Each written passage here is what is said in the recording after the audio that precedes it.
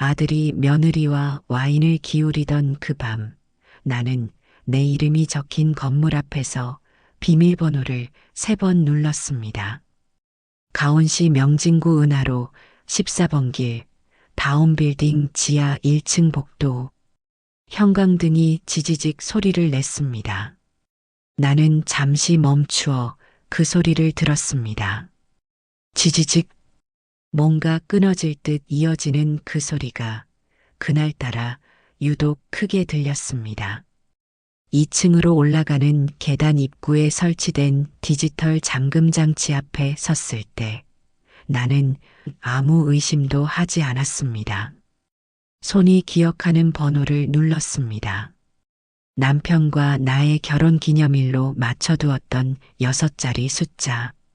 30년 넘게 눌러온 번호였습니다. 비. 빨간 불이 들어왔습니다. 이상하다고 생각했습니다. 손이 미끄러졌나 싶어 다시 눌렀습니다. 천천히 한 자리씩 확인하면서 비. 다시 빨간 불. 3번째에는 숨을 가다듬고 눌렀습니다.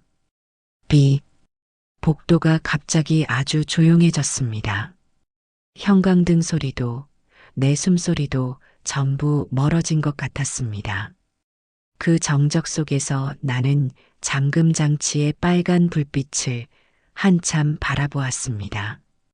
그날은 증여 계약서에 도장을 찍은 날이었습니다.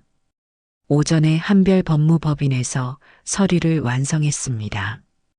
박서현 변호사가 꼼꼼하게 조항을 짚어주었고 나는 남편이 생전에 당부했던 말들을 떠올리며 서명란에 이름을 적었습니다. 민수가 내 옆에 앉아 있었습니다. 내 며느리 지연이도 그 자리에 있었습니다. 지연이은 서류를 받아들고 한번 훑어보더니 조용히 가방에 넣었습니다. 점심은 셋이 함께 먹었습니다. 지연이 예약해둔 가온시 명진구의 한 이탈리안 레스토랑이었습니다. 창가 자리, 흰 식탁보, 조용한 배경음악. 지연은 와인을 주문했습니다. 붉은 와인이 잔에 따라지는 동안 그녀는 민수를 바라보며 미소를 지었습니다. 두 사람이 잔을 들어 가볍게 부딪혔습니다. 식사가 끝난 뒤 지연은 먼저 자리를 떴습니다. 처리할 일이 있다고 했습니다. 그렇게 나는 혼자 다운빌딩으로 왔습니다. 지하 복도의 형광등이 지지직거렸습니다. 잠금 장치가 빨간 불을 켰습니다. 3번. 나는 핸드폰을 꺼내 민수에게 전화를 걸었습니다. 연결음이 3번 울리고 음성사서함으로 넘어갔습니다. 다시 걸었습니다. 역시 음성사서함이었습니다. 문자를 보냈습니다.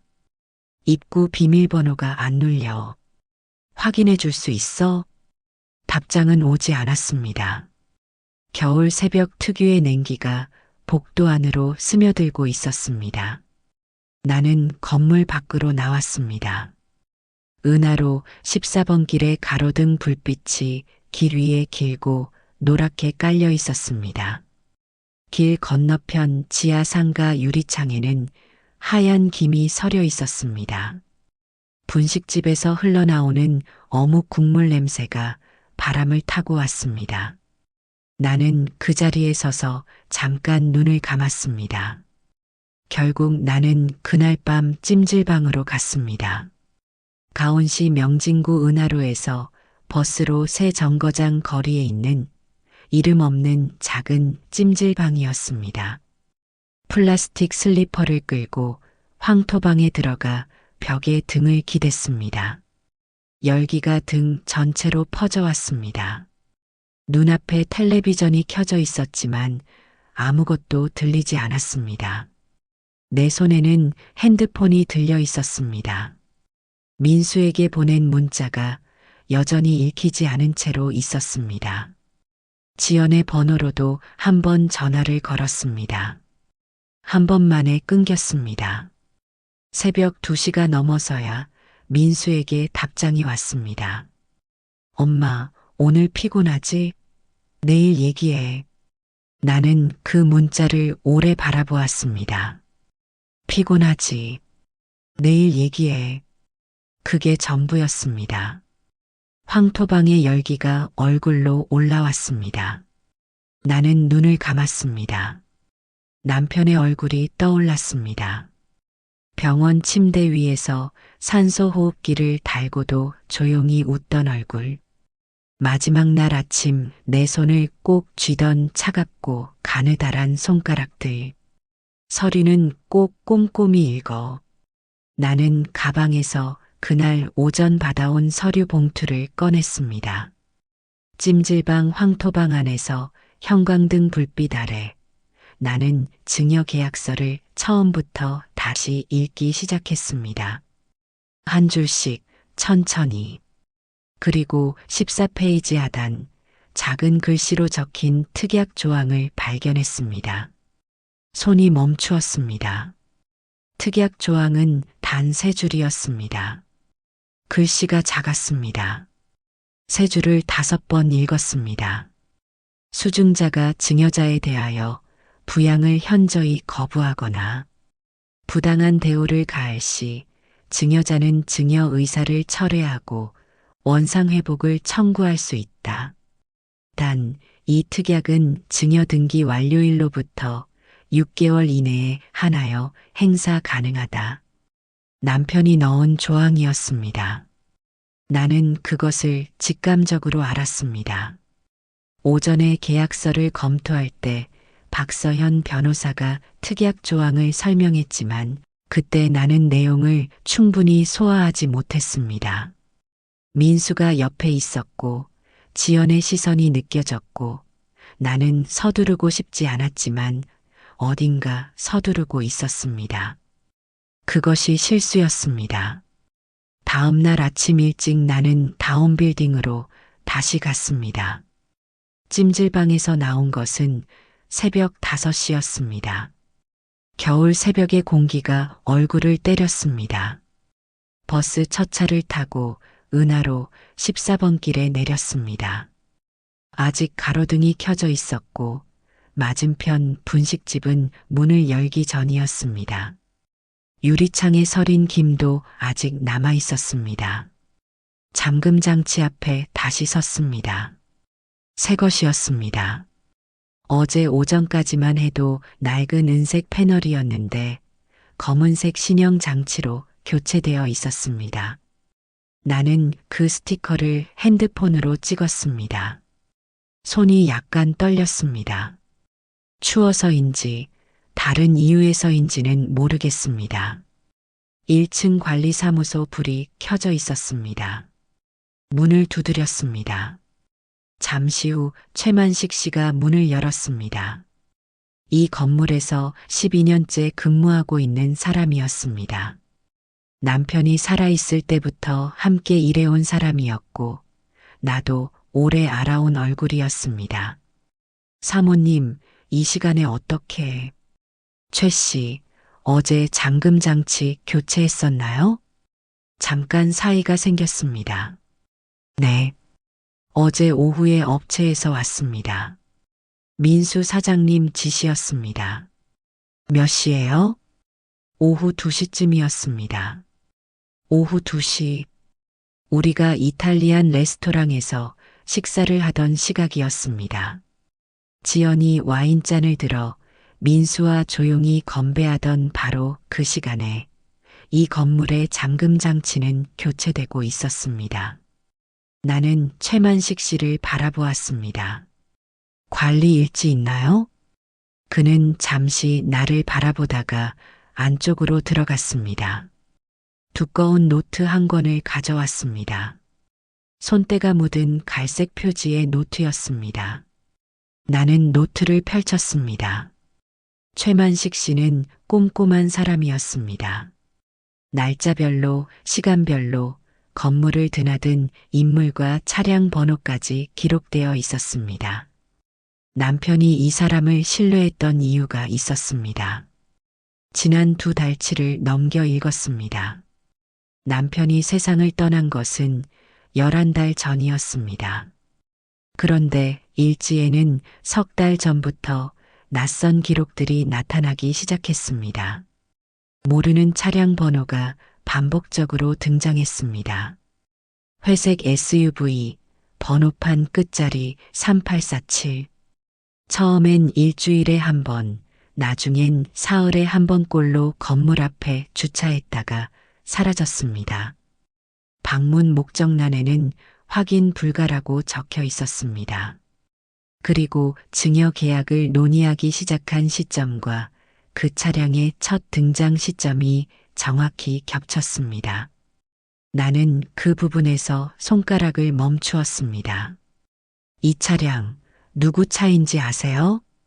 최만식 씨가 조용히 고개를 끄덕였습니다. 지연 사모님 지인분으로 알고 있습니다. 한 번은 그분이 빌딩 전체 도면을 들고 오셨습니다. 층별 면적이랑 임차인 현황 서류도 같이요. 나는 노트를 덮었습니다. 그날 오후부터 빌딩 안에 이상한 소문이 돌기 시작했습니다. 임차인들 사이에서 먼저 퍼졌습니다. 2층 태권도 도장 관장 허성준 씨가 나에게 전화를 걸어온 것은 저녁 무렵이었습니다. 이 건물에서 14년째 도장을 운영해온 사람이었습니다. 사모님, 저 오늘 문자를 받았는데요. 건물 소유권이 변경되었으며 기존 임대차 계약은 재검토될 예정이라는 내용이었습니다. 발신인은 다운빌딩 신규 관리팀이었습니다. 신규 관리팀. 나는 처음 듣는 이름이었습니다. 다른 임차인 분들도 받으셨나요? 제가 확인해 보니까 전체 다 받은 것 같습니다. 1층 노포 분식집 사장님도 3층 학원 원장님도요. 전화를 끊고 나서 나는 민수에게 다시 전화를 걸었습니다. 이번엔 받았습니다. 민수야. 응, 엄마. 빌딩 임차인들한테 문자 보냈어? 지연이가 처리한 것 같은데 나도 정확히는. 엄마, 그냥 관리 효율화 차원에서. 민수가 말을 잇지 못했습니다. 어젯밤에 전화는 왜 안 받았어? 배터리가 꺼져서. 엄마, 지금 많이 피곤하시겠다. 좀 쉬시고 내일 얘기하면. 민수야. 나는 전화를 끊었습니다. 그날 저녁 나는 다시 한별법무법인에 연락했습니다. 계약서 14페이지 특약 조항에 대해 다시 설명을 들을 수 있겠냐고. 그리고 한 가지를 더 물었습니다. 증여 해제 청구를 하려면 어떤 증거가 필요하냐고. 내일 오전 10시 사무실로 오십시오. 준비해 두겠습니다. 나는 핸드폰을 내려놓고 창밖을 바라보았습니다. 은하로 14번 길의 가로등이 켜지기 시작했습니다. 다운 빌딩의 불빛도 층마다 하나씩 들어오고 있었습니다. 태권도 도장 불빛, 분식집 불빛, 학원 불빛. 저 불빛들 하나하나가 누군가의 생계였습니다. 남편과 내가 30년 넘게 지켜온 것들이었습니다. 나는 가방에서 증여 계약서를 다시 꺼냈습니다. 14페이지를 펼쳤습니다. 그 작은 글씨의 세 줄을 다시 읽었습니다. 다음 날 박서현 변호사를 찾아갔습니다. 한별 법무법인 소속으로 부동산 증여와 상속 분쟁을 주로 맡는다고 했습니다. 남편이 생전에 이 사람을 직접 찾아갔다는 것을 나는 나중에야 알았습니다. 입원하기 3달 전 혼자 이 사무실에 왔었다고 합니다. 남편분께서는 매우 침착한 분이셨습니다. 나는 그 말을 듣고 잠깐 눈을 감았습니다. 그래요. 그 사람은 언제나 그랬습니다. 사무실은 가온시 명진구 대로변 건물 7층에 있었습니다. 창밖으로 겨울 하늘이 보였습니다. 낮은 구름이 깔려 있었고 바람이 유리창을 가볍게 흔들었습니다. 박서현 변호사는 책상 위에 파일 하나를 펼쳐두고 있었습니다. 계약서 14페이지 특약 조항. 다시 읽어보셨죠? 네.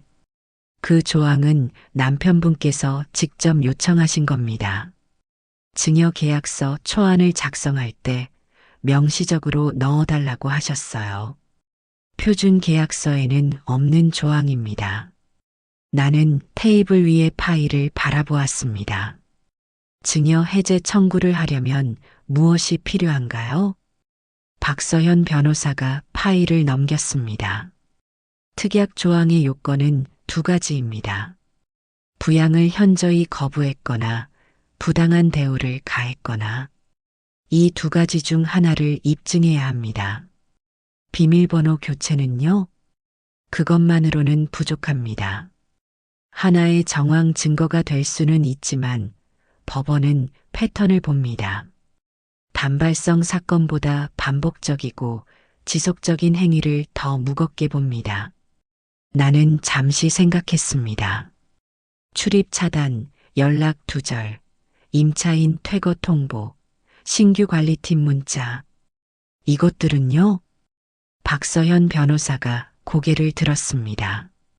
그것들이 전부 증거로 남아있다면 이야기가 달라집니다. 나는 그날부터 기록을 시작했습니다. 12월 3일 오후 2시 잠금 장치 교체, 설치 날짜, 스티커 사진 촬영 완료. 12월 3일 오후 6시 임차인 전체 대상 문자 발신, 발신인 다운빌딩 신규 관리팀. 12월 4일 오전 8시 건물 출입 불가 확인, 민수 전화 연결 제시도 세 번째에 연결됨. 통화 내용 녹음. 통화를 녹음한다는 것은 처음에는 생각지도 못했습니다. 박서현 변호사가 알려주었습니다. 본인이 참여한 통화는 법적으로 녹음이 가능하다고. 물론 사용 범위에는 제한이 있으니 구체적인 상황이 생기면 다시 상담을 받으라고 했습니다. 나는 그날부터 민수와 통화할 때마다 조용히 녹음 버튼을 눌렀습니다. 민수의 목소리는 통화마다 조금씩 달랐습니다. 어떤 날은 다정했습니다. 하지만 건물 이야기를 꺼내면 언제나 같은 패턴이었습니다. 모호하게 넘기거나 화제를 돌리거나 지연이에게 물어보라고 했습니다. 최만식 씨가 두 번째로 중요한 단서를 준 것은 그로부터 며칠 후였습니다. 그날 나는 관리사무소에 들렀습니다. 형광등 교체 일정이 어떻게 되냐고, 지하복도 누수는 확인이 됐냐고. 최만식 씨는 꼼꼼하게 답해 주었습니다. 그러다 이야기 끝에 그가 말했습니다. 사모님, 사실 드릴 말씀이 있었습니다. 나는 커피잔을 내려놓았습니다. 며칠 전에 지연 사모님 지인분이 또 오셨습니다. 이번엔 두 분이 같이 오셨는데 각 층 임대료 현황이랑 공실 현황을 물어보셨습니다. 제가 그런 정보는 소유주 직접 요청이 아니면 드릴 수 없다고 했더니 민수 사장님 명의 위임장을 보여주시더라고요. 위임장? 네. 그런데 그 위임장의 사인이. 그는 잠깐 말을 멈추었습니다. 제가 보기엔 좀 이상했습니다. 민수 사장님 서명이랑 좀 달랐습니다. 그래서 그냥 제 일지에 기록만 해두었습니다. 나는 천천히 고개를 끄덕였습니다. 나는 그날 박서현 변호사에게 전화를 걸었습니다. 위임장 이야기를 전했습니다. 인감이 이상했다는 최만식 씨의 진술도요. 박서현 변호사는 잠시 침묵했다가 말했습니다. 사모님, 만약 그 위임장에 사용된 서명이 민수 씨 본인 사인이 아니라면 그것은 단순한 관리 문제가 아닙니다. 어떤 문제가 되나요? 사문서 위조에 해당할 수 있습니다. 다만 확인이 필요합니다. 민수 씨 명의 인감증명서, 원본과 대조를 해봐야 하고 법무사무소 쪽에 해당 위임장이 제출된 기록이 있는지도 확인해야 합니다. 며칠이 지나면서 빌딩 안의 분위기가 눈에 띄게 달라지기 시작했습니다. 1층 노포 분식집 사장 김말순 씨가 나를 붙잡은 것은 그 무렵이었습니다. 20년째 이 자리에서 국수와 어묵을 팔아온 사람이었습니다. 손이 거칠고 목소리가 큰 하지만 마음은 따뜻한 사람이었습니다. 사모님, 저 이번 달에 임대료 고지서를 새로 받았는데요. 이전 임대료보다 22% 인상된 금액이었습니다. 이게 맞는 건가요? 나는 고지서를 바라보다가 조용히 말했습니다. 제가 확인해 볼게요. 저 여기서 20년 했습니다. 김도윤 사장님이 살아계실 때도 임대료 올린다는 소리 한 번 없으셨는데 그분의 목소리가 약간 떨렸습니다. 나는 그 자리에서 더 이상 아무 말도 하지 않았습니다. 뭔가를 약속하거나 장담하는 것은 아직 이를 때였습니다. 다만 그 고지서를 핸드폰으로 찍었습니다. 날짜와 금액이 선명하게 보이도록. 그날 밤 나는 남편과 함께 살던 아파트로 왔습니다. 증여 이후 민수와 지연이 입주하겠다고 했던 곳이었지만 아직 이사는 오지 않은 상태였습니다. 나는 남편의 서재에 불을 켰습니다. 책장 사이에 작은 서랍장이 있었습니다. 남편이 중요한 서류들을 넣어두던 곳이었습니다. 맨 위에 봉투 하나가 있었습니다. 내 이름이 적혀 있었습니다. 남편의 글씨였습니다. 손이 멈추었습니다. 한참 동안 그 봉투를 바라보기만 했습니다. 봉투를 가슴에 안은 채 서재 의자에 앉았습니다. 형광등 불빛이 조용히 방 안을 채웠습니다. 창밖으로 은하로 14번 길의 불빛이 보였습니다. 나는 봉투를 가방에 넣었습니다. 박서현 변호사에게서 연락이 온 것은 그로부터 열흘 후였습니다. 오전 11시 사무실로 오십시오. 나는 코트를 입고 가온시 명진구 대로변 건물 7층으로 향했습니다. 겨울바람이 건물 틈새로 스며드는 날이었습니다. 박서현 변호사는 파일 2개를 책상 위에 펼쳐두고 있었습니다. 앉으십시오. 2가지를 확인했습니다. 그가 첫 번째 파일을 내밀었습니다. 지난달 다운빌딩 담보대출 심사가 진행됐습니다. 신청 주체는 민수 씨 명의입니다. 신청 금액은 15억입니다. 다운빌딩은 남편과 내가 30년 넘게 일구어온 건물이었습니다. 대출 한 번 없이 유지해온 건물이었습니다. 대출이 실행됐나요? 아직입니다. 심사 단계에서 서류 보완 요청이 들어간 상태입니다. 다만 신청 자체는 증여 등기 완료 이틀 후에 이루어졌습니다. 증여 등기 완료 이틀 후 잠금 장치가 교체된 다음 날이었습니다. 2번째입니다. 박서현 변호사가 2번째 파일을 펼쳤습니다. 최만식 씨가 제보한 위임장 건입니다.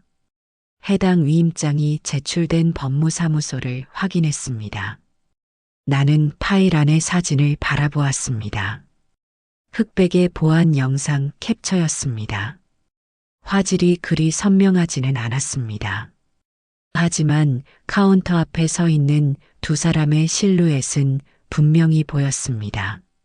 한 사람은 서류를 내밀고 있었고 다른 한 사람은 그것을 받아들고 있었습니다. 저 2사람 중 한 명이 지연 씨입니다. 인감은요? 민수 씨 본인 인감증명서, 원본과 대조한 결과 날인 형태의 차이가 있습니다.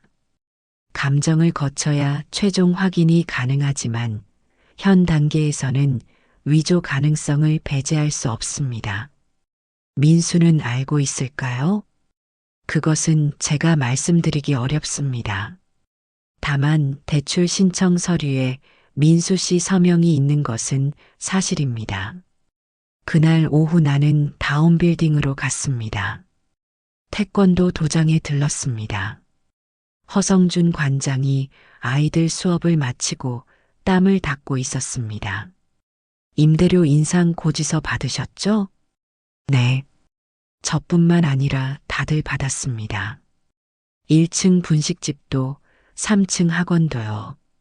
그리고 그가 목소리를 낮추었습니다. 어제 지연 사모님 지인분이 오셨습니다.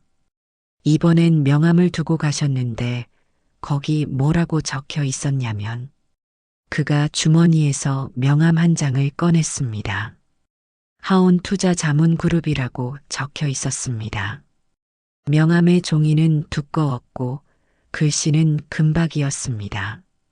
빌딩을 리모델링해서 프리미엄 임대 공간으로 전환할 계획이라고 하더라고요. 기존 임차인들은 전부 계약 종료 후 재계약 심사를 받아야 한다고.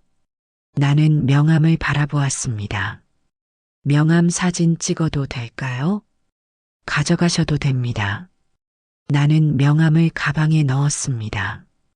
관리사무소 문을 두드렸습니다. 최만식 씨가 열었습니다. 그의 표정이 어두웠습니다. 민수 사장님 명의로 문자가 왔습니다. 관리 계약을 다음 달부터 외부 업체로 전환한다고요. 나는 할 말을 잃었습니다.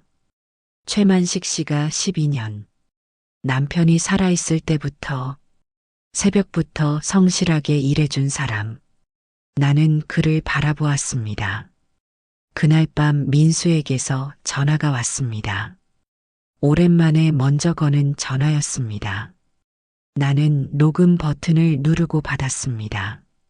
엄마 있잖아. 응. 빌딩 관련해서 좀 정리를 하려고 하는데. 무슨 정리? 리모델링도 하고 싶고.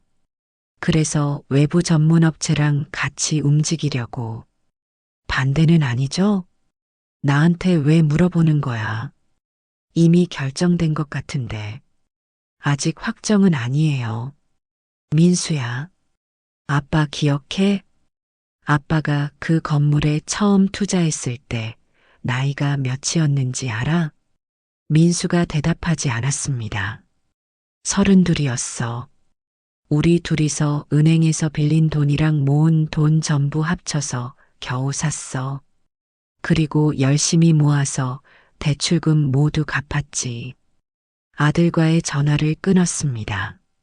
그리고 핸드폰 메모장을 열었습니다. 담보대출 신청 15억. 증여 등기 완료 이틀 후. 하온 투자 자문 그룹 접촉. 임차인 전체 재계약 심사 통보. 최만식 씨 계약 해지 예고. 인감 위조 가능성 확인 중. 한 줄을 더 추가했습니다. 투자 설명회 준비 중인 것으로 추정. 저장했습니다. 창밖의 은하로 14번 길은 조용했습니다. 겨울 새벽 2시의 거리였습니다. 다운빌딩의 불빛은 하나씩 꺼져가고 있었습니다. 투자 설명의 날짜가 잡혔다는 것을 안 것은 박서현 변호사의 전화로였습니다. 사모님 확인됐습니다. 다음 주 목요일 오후 2시 가온시 명진구 다운빌딩 인근 세미나실입니다. 하온 투자 자문 그룹 주최로 투자자 대상 설명회가 열립니다. 다운빌딩 리모델링 프로젝트가 핵심 안건입니다. 참석 인원은요? 초청 명단 기준으로 15명 내외로 파악됩니다. 개인 투자자들입니다. 1인당 참여 금액은 최소 5천만 원에서 최대 2억 원 규모로 알려져 있습니다. 민수도 그 자리에 있을 건가요? 있을 것으로 보입니다. 공동 발표자 형식으로 이름이 올라가 있습니다. 목요일, 닷새가 남았습니다. 박서현 변호사와 3번 더 만났습니다. 첫 번째 만남에서는 증여 해제 청구서 초안을 검토했습니다. 특약 조항 요건 충족 여부, 제출할 증거 목록, 청구 시점의 효과. 변호사는 차분하게 설명했고 나는 차분하게 들었습니다. 감정이 올라오는 순간이 몇 번 있었습니다. 두 번째 만남에서는 인감 감정 결과를 확인했습니다. 박서현 변호사가 파일을 펼치는 손이 평소보다 조심스러웠습니다. 나는 그것을 보고 이미 결과를 짐작했습니다. 감정 결과, 위임장에 날인된 인감은 민수 씨 본인 인감증명서상 인감과 불일치합니다. 감정인은 동일 인감으로 보기 어렵다는 의견을 제출했습니다. 누군가 도장을 위조했습니다. 민수가 직접 한 건지 아니면 지연이 한 건지 현 단계에서는 알 수 없습니다. 다만 법무사무소 보안 영상에 포착된 인물이 지연이인 것은 담당자가 확인해 주었습니다. 위임장을 제출한 사람이 지연이라는 것은 비교적 명확합니다. 민수가 지시했을 수도 있고 가능성은 열려 있습니다. 나는 창밖을 바라보았습니다. 민수가 몰랐을 수도 있나요? 박서현 변호사가 잠시 말을 멈추었습니다. 그것도 가능성 중 하나입니다. 나는 더 묻지 않았습니다. 세 번째 만남은 투자 설명회 이틀 전이었습니다. 박서현 변호사가 서류 봉투 하나를 내밀었습니다. 설명회 당일에 제시할 자료들입니다. 증여 특약 조항 사본, 출입 차단, 정황 사진, 임대료 인상 고지서, 관리사무소 일지사본, 인감 감정 결과서, 법무사무소 보안 영상 캡처, 그리고 담보대출 신청 내역. 나는 봉투를 받아들었습니다. 묵직했습니다. 목요일 전날 밤이었습니다. 나는 남편의 서재에 앉아 있었습니다. 책장에 책들이 낮은 불빛 아래 줄지어 있었습니다. 남편이 읽던 책들. 서랍에서 봉투를 꺼냈습니다. 편지지 2장이었습니다. 남편의 글씨는 반듯하지 않았습니다. 병이 깊어지면서 손이 많이 떨렸기 때문이었습니다. 하지만 한 글자씩 또박또박 눌러 쓴 흔적이 역력했습니다. 힘을 주어 쓴 글씨였습니다. 복희야, 이걸 내가 읽고 있다면 내가 먼저 간 것이겠지. 미안해. 더 오래 있어주지 못해서. 계속 읽었습니다. 특약 조항을 넣은 것은 너를 믿지 못해서가 아니야. 내가 없는 세상에서 내가 혼자 감당해야 할 것들이 생길 수도 있다는 생각에서였어. 민수를 믿고 싶었지만 믿고 싶다는 것과 믿을 수 있다는 것은 다를 때가 있더라고. 아비로서 부끄러운 말이지만 그게 솔직한 마음이야. 건물은 당신 거야. 내가 당신한테 주고 싶었던 거야. 민수가 잘 쓰면 좋겠지만 그게 아니라면 당신이 지켜. 박서현 변호사는 믿을 수 있는 사람이야. 내가 직접 만나봤어. 그리고 복희야. 최만식 씨 잘 챙겨줘. 그 사람 좋은 사람이야. 오래 같이 일했어. 나는 편지를 무릎 위에 내려놓았습니다. 한참 동안 그것을 바라보았습니다. 봉투를 가방 안쪽 주머니에 넣었습니다. 그날 밤 잠을 자지 못했습니다. 나는 민수가 처음 걸음마를 뗀 날을 기억합니다. 부엌 바닥에서 뒤뚱거리다가 쓰러지고 또 일어나고 남편이 뒤에서 두 손을 펼치고 기다리고 있었습니다. 민수가 남편의 품에 안기던 순간의 웃음소리. 그 소리가 아직도 들립니다. 나는 새벽 2시에 자리에서 일어났습니다. 부엌에서 따뜻한 물을 한 잔 마셨습니다. 창밖의 은하로 14번 길은 고요했습니다. 다운빌딩의 불빛은 전부 꺼져 있었습니다. 관리사무소만 가느다란 불빛이 새어나오고 있었습니다. 최만식 씨가 오늘 밤도 자리를 지키고 있었습니다. 나는 그 불빛을 바라보며 생각했습니다. 내일이면 됩니다. 목요일 오후 1시 50분이었습니다. 가온시 명진구 은하로 인근 다운빌딩에서 걸어서 세 블록 거리에 있는 세미나 전문 건물이었습니다. 건물 이름은 하늘빛 타워. 로비는 넓고 밝았습니다. 대리석 바닥, 유리 파티션, 천장까지 닿는 창문. 겨울 햇빛이 비스듬히 들어오고 있었습니다. 나는 로비 한쪽 소파에 앉아 있었습니다. 박서현 변호사가 옆에 있었습니다. 사모님, 지금 들어가셔도 됩니다. 나는 고개를 끄덕였습니다. 3층 세미나실 앞에 안내 표지판이 서 있었습니다. 하온 투자 자문그룹, 다운빌딩 리모델링 프로젝트 투자 설명회. 단정하고 깔끔했습니다. 문 안에서 사람들의 목소리가 낮게 들렸습니다. 나는 문 손잡이를 잡았습니다. 문을 열었습니다. 회의실은 직사각형이었습니다. 긴 테이블이 중앙에 놓여 있었습니다. 양쪽으로 의자들이 줄지어 있었고 12명 남짓한 사람들이 앉아 있었습니다. 중년의 남성들이 대부분이었습니다. 양복 차림, 서류를 들고 있는 사람도 있었습니다.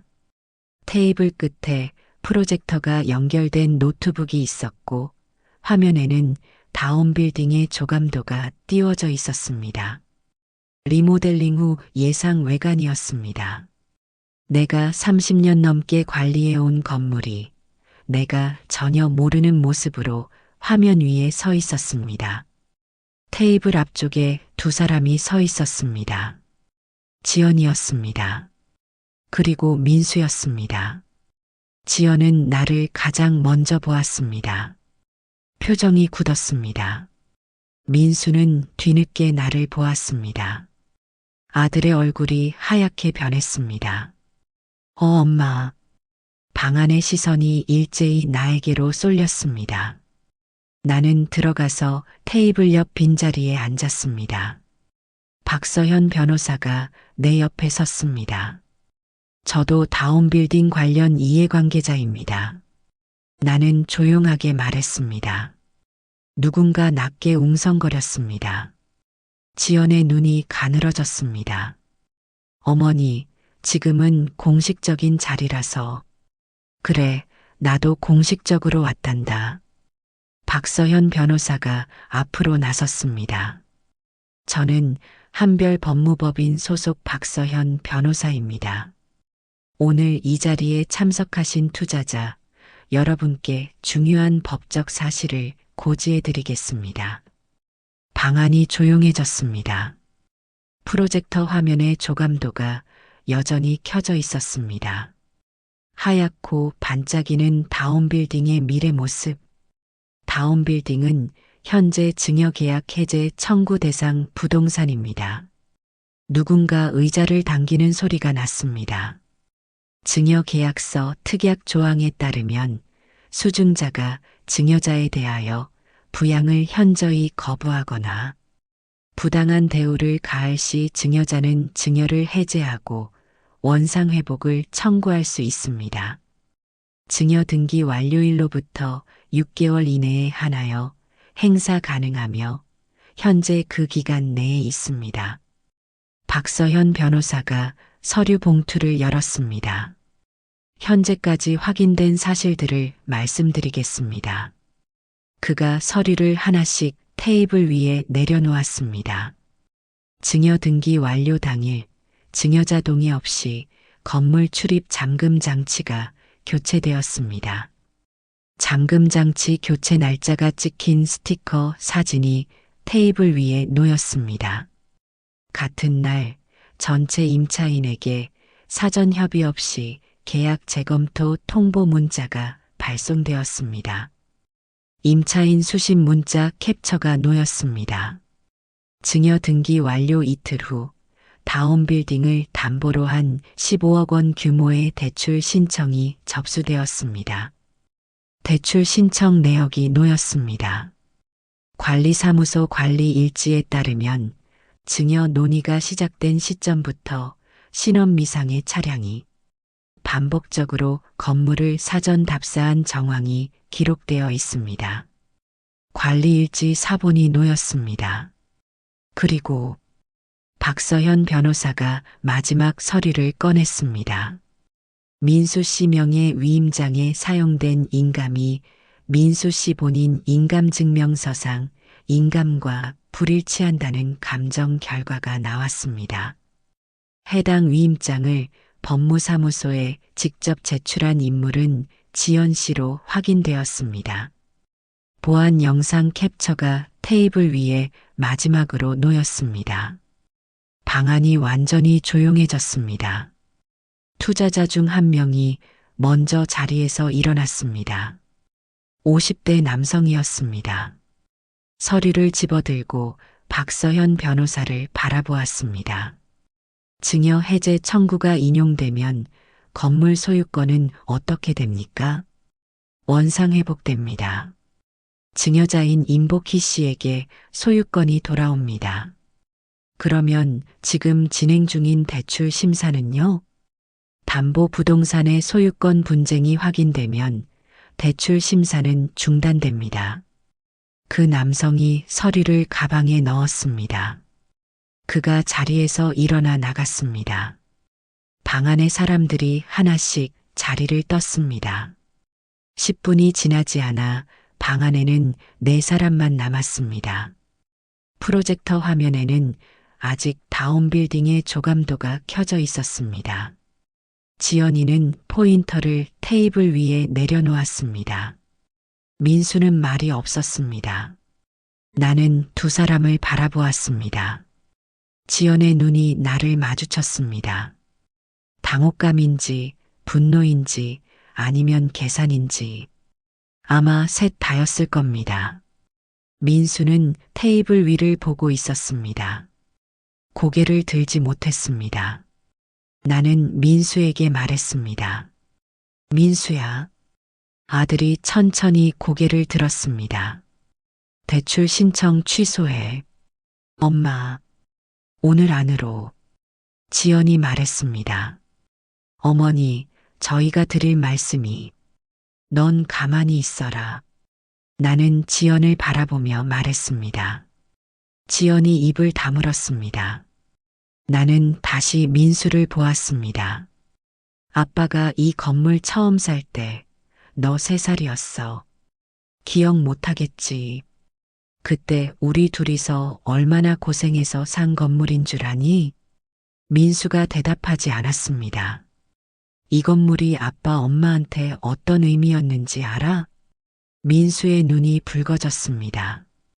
대출 신청 취하하고 오늘 이후로 건물 관련 어떤 것도 건드리지 마. 법적 절차는 박 변호사가 진행할 거야. 나는 문을 열고 나왔습니다. 창문 너머로 가온시 명진구의 겨울 하늘이 보였습니다. 낮고 흰 구름. 문이 닫히는 순간 나는 조용히 눈을 감았습니다. 투자 설명회가 끝난 다음 날 아침 민수에게서 전화가 왔습니다. 오전 8시였습니다. 나는 부엌에서 밥을 짓고 있었습니다. 냄비 뚜껑이 달그락거리는 소리를 들으며 핸드폰을 바라보았습니다. 민수, 2글자가 화면에 떠 있었습니다. 녹음 버튼을 눌렀습니다. 엄마, 대출 신청 취소했어요. 알겠어. 전화를 끊었습니다. 박서현 변호사가 증여 해제 청구서를 법원에 제출한 것은 투자 설명의 이틀 후였습니다. 동시에 건물에 대한 가처분 신청도 접수했습니다. 소유권 분쟁이 진행되는 동안 건물을 제3자에게 처분하거나 담보로 제공하지 못하도록 하는 조치였습니다. 가처분 결정은 생각보다 빨리 나왔습니다. 법원이 일주일 만에 가처분을 인용했습니다.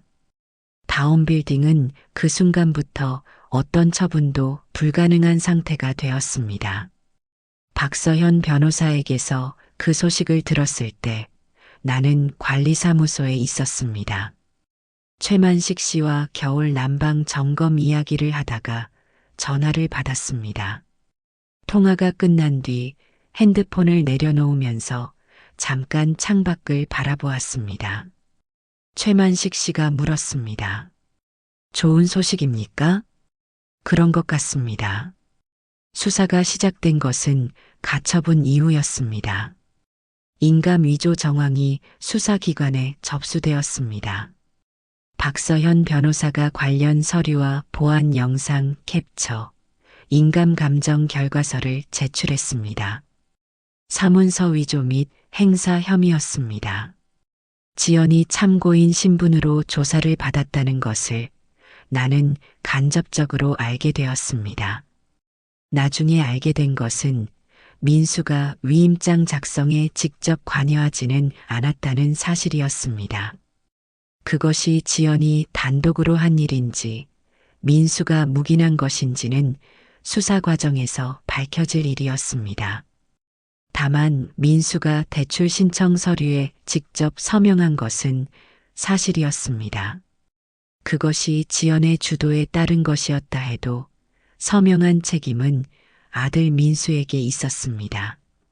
그 즈음 지연 쪽에서 움직임이 있었습니다.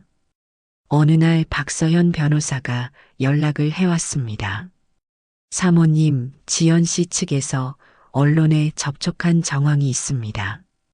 어떤 내용으로요? 아직 확인 중입니다. 다만 사모님과 민수 씨 가족 관계에 대한 왜곡된 네거티브를 만들려는 시도로 보입니다. 시어머니가 아들 내외의 정당한 재산 관리에 과도하게 개입한다는 식으로. 어떻게 하면 좋을까요? 사모님이 직접 대응하실 필요는 없습니다. 현재 수사가 진행 중이고 가처분도 인용된 상태에서 언론이 왜곡 보도를 하기는 쉽지 않습니다. 다만 혹시라도 기자 접촉이 오면 바로 저에게 연락 주십시오. 나흘 후 인터넷 커뮤니티에 짧은 글이 하나 올라왔습니다. 시어머니가 증여한 재산 돌려달라고 소송한 사연이라는 제목이었습니다. 내용은 사실관계가 왜곡돼 있었습니다. 아들 부부가 열심히 빌딩을 관리하려 했는데 시어머니가 갑자기 마음을 바꿔 소송을 걸었다는 식이었습니다. 댓글이 달렸습니다. 처음에는 나를 비난하는 댓글도 있었습니다. 하지만 이틀이 지나지 않아 분위기가 바뀌었습니다. 누군가 가처분 결정 내용을 찾아서 올렸습니다. 인감 위조 수사 사실도 알려졌습니다. 임대료 인상 고지서와 잠금장치 교체 날짜가 겹친다는 것도. 나는 그 글을 보지 않으려 했습니다. 그런데 최만식 씨가 관리사무소에서 조용히 핸드폰을 보여주었습니다. 사모님, 이거 보셨습니까? 저 건물 임차인인데요. 사모님이 어떤 분인지 알고 있습니다. 오래 계셨으면 좋겠습니다. 1층 분식집 김말순 씨가 쓴 것이 분명했습니다. 나는 핸드폰을 최만식 씨에게 돌려주었습니다. 감사합니다. 언론을 통한 시도는 큰 파장 없이 가라앉았습니다. 수사가 진행 중인 사안을 왜곡 보도하기에는 사실관계가 너무 명확했습니다. 지연 측도 더 이상 움직이지 않았습니다. 민수가 나를 찾아온 것은 가처분 결정이 난 지 보름쯤 후였습니다. 저녁 7시 아파트 초인종이 울렸습니다. 문을 열었더니 민수가 서 있었습니다. 들어와. 나는 문을 열어두고 부엌으로 갔습니다. 물을 끓였습니다. 민수가 거실 소파에 앉는 소리가 들렸습니다. 나는 차를 2잔 만들어서 거실로 나왔습니다. 민수가 먼저 말했습니다. 엄마, 미안해요. 나는 찻잔을 내려놓았습니다. 민수가 고개를 숙였습니다. 처음엔 그냥 관리 효율화라고 생각했어요. 지연이가 하는 말들이 다 맞는 것 같았고, 대출 서류에 서명할 때 이상하다고 느꼈어요. 근데 그냥 했어요. 무서웠어요. 나는 민수를 바라보았습니다. 민수의 눈이 붉어졌습니다. 민수가 먼저 일어섰습니다. 창밖에 눈이 내리기 시작했습니다. 판결이 난 것은 첫눈이 내리고 2달 후였습니다. 박서현 변호사에게서 전화가 온 것은 오전 10시였습니다. 사모님, 인용됐습니다. 나는 부엌 창가에 서 있었습니다. 창밖으로 다운빌딩의 지붕이 보였습니다. 눈이 녹아 처마 끝에서 물방울이 떨어지고 있었습니다. 증여 해제 인용됐습니다. 다운빌딩 소유권이 사모님께 원상회복됩니다. 전화를 끊었습니다. 다운빌딩은 다시 내 이름으로 돌아왔습니다. 지연의 법적 책임에 대해서는 별도의 절차가 진행되었습니다. 사문서 위조 및 행사 혐의에 대한 수사가 마무리 단계에 접어들었고, 박서현 변호사는 관련 내용을 간략하게 전해주었습니다. 민수에 대한 처리는 별도였습니다. 대출 신청 서류에 서명한 것에 대해서는 조사가 이루어졌습니다. 직접적인 위조 행위에는 가담하지 않은 것으로 정리되었지만 서명 책임에 대해서는 법적 조언을 받도록 안내받았습니다. 판결 소식을 들은 날 오후 나는 다운빌딩으로 걸어갔습니다. 겨울 공기가 코끝을 찔렀습니다. 맞은편 지하 상가 유리창에는 아직 김이 서려 있었습니다. 분식집 굴뚝에서 흰 연기가 올라왔습니다. 어묵 국물 냄새가 바람을 타고 왔습니다. 1층 잠금 장치 앞에 섰습니다. 검은색 신형 장치였습니다. 증여 당일 교체된 그것이었습니다. 나는 새 비밀번호를 입력했습니다. 박서현 변호사를 통해 전날 변경해둔 번호였습니다. 초록 불이 들어왔습니다. 문이 열렸습니다. 나는 잠깐 그 자리에 서 있었습니다. 열린 문을 바라보며 그날 밤 3번 빨간 불이 들어오던 그 자리에서 안으로 들어갔습니다. 관리사무소 문을 두드렸습니다. 사모님, 최 씨 소식 들으셨어요? 들었습니다. 나는 그의 얼굴을 바라보았습니다. 관리 계약 해지 통보 받으셨죠? 받았습니다. 민수가 다시 연락을 해온 것은 판결이 난 지 사흘 후였습니다. 이번엔 문자였습니다.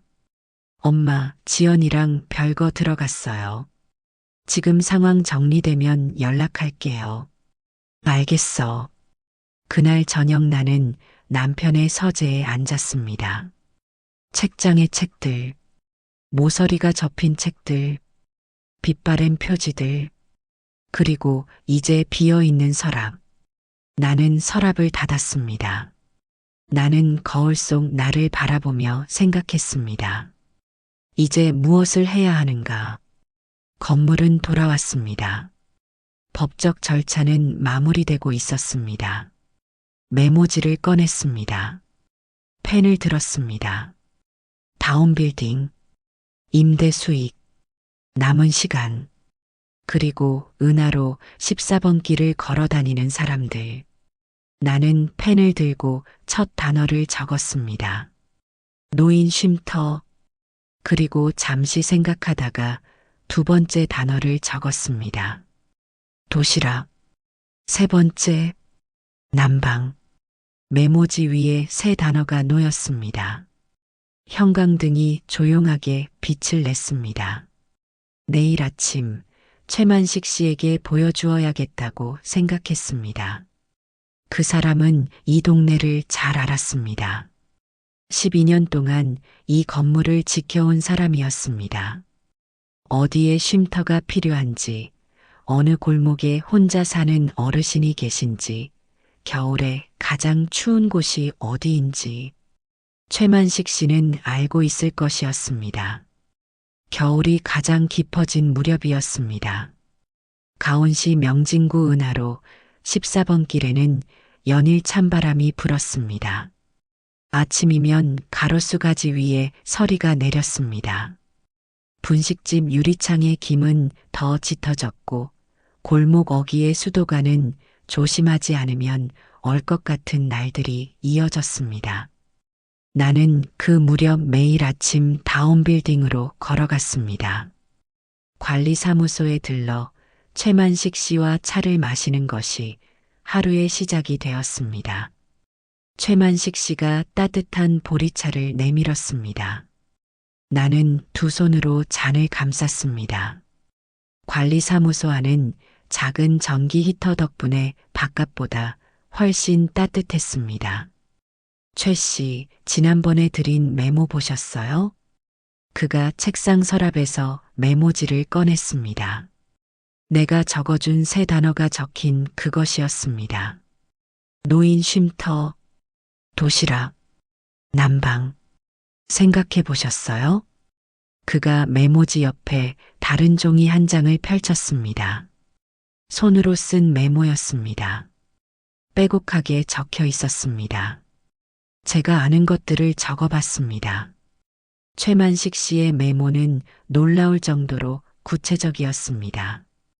은하로 14번 길과 그 주변 골목에 혼자 사는 어르신이 몇 분인지, 경로당이 있기는 하지만 난방비가 부족해서 겨울에 문을 일찍 닫는다는 것, 근처 복지관에서 도시락 배달을 하고 있지만 자원봉사자가 부족해서 배달이 끊기는 날이 간간히 생긴다는 것, 한 골목 안쪽에 오래된 주민 쉼터 건물이 있는데 지붕이 새고 창문 단열이 부족하다는 것. 나는 그 메모를 읽으면서 생각했습니다. 이 사람은 12년 동안 이 동네를 살아온 것이었습니다. 건물만 관리한 것이 아니었습니다. 이걸 어떻게 다 아세요? 그가 잠깐 웃었습니다. 오랜만에 보는 웃음이었습니다. 나는 그날 오후 박서현 변호사를 만났습니다. 법적 절차가 마무리되는 시점을 확인하기 위해서였습니다. 하지만 그것만이 아니었습니다. 변호사님, 재산을 사회에 환원하는 방법에 대해 알고 싶습니다. 다운빌딩의 임대 수익 일부를 지역 어르신들을 위해 쓰고 싶습니다. 쉼터 보수, 도시락 배달, 난방비, 의료비 지원, 그리고 가능하다면 작은 문화교실 같은 것도요. 박서현 변호사가 파일을 꺼냈습니다. 공익법인 설립 또는 기존 복지단체와의 협약 방식이 가능합니다.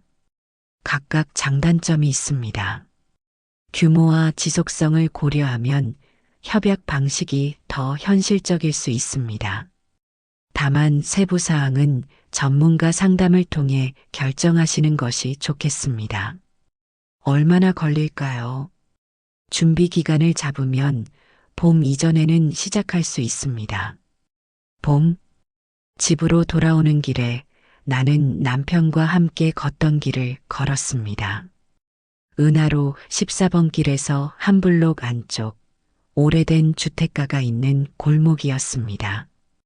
담벼락에 겨울 덩굴이 말라붙어 있었습니다. 낮은 지붕 위에 눈이 아직 남아 있었습니다. 골목 끝에 작은 쉼터 건물이 있었습니다. 최만식 씨가 메모에 적어준 그곳이었습니다. 벽이 군데군데 떠 있었고 창문 틈새로 바람이 스며드는 것이 밖에서도 보일 것 같았습니다. 지붕 처마 끝이 조금 처져 있었습니다. 문 앞에 작은 화분이 2개 놓여 있었습니다. 겨울이라 꽃은 없었습니다. 나는 그 화분을 바라보았습니다. 그날 밤 나는 남편의 서재에 앉아서 오래 생각했습니다. 다운 빌딩은 남편과 내가 30년 넘게 일군 것이었습니다. 그것은 앞으로도 지킬 것이었습니다. 임차인들과의 관계도 지킬 것이었습니다. 태권도 도장도 분식집도 학원도 그것들이 이 건물의 온기였습니다. 이젠 이 건물로 다른 누군가를 따뜻하게 할 수 있었습니다. 나는 메모지를 꺼냈습니다. 노인 쉼터 보수, 지붕, 창문 단열, 난방기, 도시락 배달, 복지관 협력, 자원봉사자 연계, 겨울 난방비 지원, 독거 어르신 우선, 마지막에 한 줄을 더 적었습니다. 남편 김도윤의 이름으로. 나는 펜을 내려놓았습니다. 그날 이후 나는 매일 조금씩 준비를 했습니다. 박서현 변호사와 세부 사항을 논의했습니다. 복지관 담당자를 만났습니다. 한 번은 1층 분식집 김말순 씨가 나를 붙잡았습니다. 사모님, 소문 들었습니다. 쉼터 고친다고요. 아직 계획 단계예요. 제가 도울 일 있으면 말씀하세요. 도시락은 제가 싸도 됩니다. 감사합니다. 그분이 손을 저었습니다. 감사는요. 어느 날 저녁 민수에게서 문자가 왔습니다. 엄마, 요즘 뭐 하세요? 바쁘다고 들었어요. 나는 잠시 생각하다가 답장을 보냈습니다. 봄에 쉼터 열 건데 시간 되면 와. 답장이 왔습니다. 갈게요. 나는 핸드폰을 내려놓고 창밖을 바라보았습니다. 봄이 오고 있었습니다. 겨우내 말라있던 담쟁이 덩굴이 담벼락 위에서 천천히 초록을 올렸습니다. 쉼터 개보수가 끝난 것은 봄이 시작되고 3주 후였습니다. 골목 끝에 그 단층 건물은 달라져 있었습니다. 창문을 이중창으로 교체했습니다. 벽에 떠있던 부분을 메우고 새로 칠했습니다. 안에는 작은 난방기가 들어갔습니다. 등받이가 넉넉한 의자들이 놓였습니다. 문 앞에 화분 2개에는 꽃이 피어 있었습니다. 누군가 봄꽃 모종을 심어두었습니다. 현판이 걸렸습니다. 작은 나무 현판이었습니다. 글씨는 최만식 씨가 직접 새겼습니다. 그 사람 손재주가 그쪽으로 있다는 것을 나는 처음 알았습니다. 현판에는 이렇게 적혀 있었습니다. 도윤 쉼터, 개간날 아침 나는 일찍 나갔습니다. 최만식 씨가 평소보다 일찍 나와 있었습니다. 오늘 첫날이네요. 예. 오전 10시에 어르신 12분 오십니다. 점심은요? 말순 씨가 새벽부터 싸두셨습니다. 오늘은 특별히 잡채랑 미역국이라고 하십디다. 나는 웃었습니다. 오전 10시가 되었습니다. 쉼터 앞에 어르신들이 하나둘 모였습니다. 지팡이를 짚은 분도 계셨습니다. 노인 유모차를 끌고 오신 분도 계셨습니다. 처음엔 서로 낯을 가리며 조심스럽게 앉으셨습니다. 하지만 말순 씨가 음식을 내오면서 분위기가 달라졌습니다. 많이 드세요. 넉넉하게 싸왔습니다. 말순 씨 특유의 큰 목소리였습니다. 웃음소리가 났습니다. 햇빛이 새 창문을 통해 들어오고 있었습니다. 최만식 씨가 내 옆에 와서 섰습니다. 도윤 사장님이 보셨으면 좋아하셨겠습니다. 도시락 배달은 그 다음 주부터 시작되었습니다. 복지관과 협약을 맺었습니다. 매주 월요일과 목요일 오전 11시에 도시락이 출발했습니다. 배달 코스는 최만식 씨가 직접 짰습니다. 박서현 변호사가 관련 단체와 협약 절차를 진행해 주었습니다. 건강검진 지원은 근처 의원과 연계했습니다. 문화교실은 가장 준비가 오래 걸렸습니다. 어떤 수업을 열까 고민했습니다. 최만식 씨와 이야기를 나누었고 경로당 원장님과도 상의했습니다. 첫 번째 수업은 그림이었습니다. 강사는 가온시 인근에서 작은 화실을 운영하는 젊은 사람이었습니다. 처음에는 어르신들이 쑥스러워 하셨습니다. 붓을 50년 만에 잡는다고 하신 분도 계셨습니다. 종이 위에 서툴지만 알록달록 예쁘게 표현했습니다. 민수가 쉼터에 온 것은 개관하고 한 달쯤 후였습니다. 그는 주변을 둘러보았습니다. 도윤 쉼터. 민수가 현판 앞에서 멈추었습니다. 그의 눈이 붉었습니다. 엄마, 나 여기서 뭐 할 수 있어요? 도시락 배달 인력이 부족해. 민수가 고개를 끄덕였습니다. 다운 빌딩의 임대 수익 일부가 매달 도윤 쉼터로 흘러들어갔습니다. 그 돈이 지붕을 덮고 도시락을 싸고 난방기를 켜고 붓을 사는 데 쓰였습니다. 최만식 씨는 매일 아침 관리사무소 문을 열었습니다.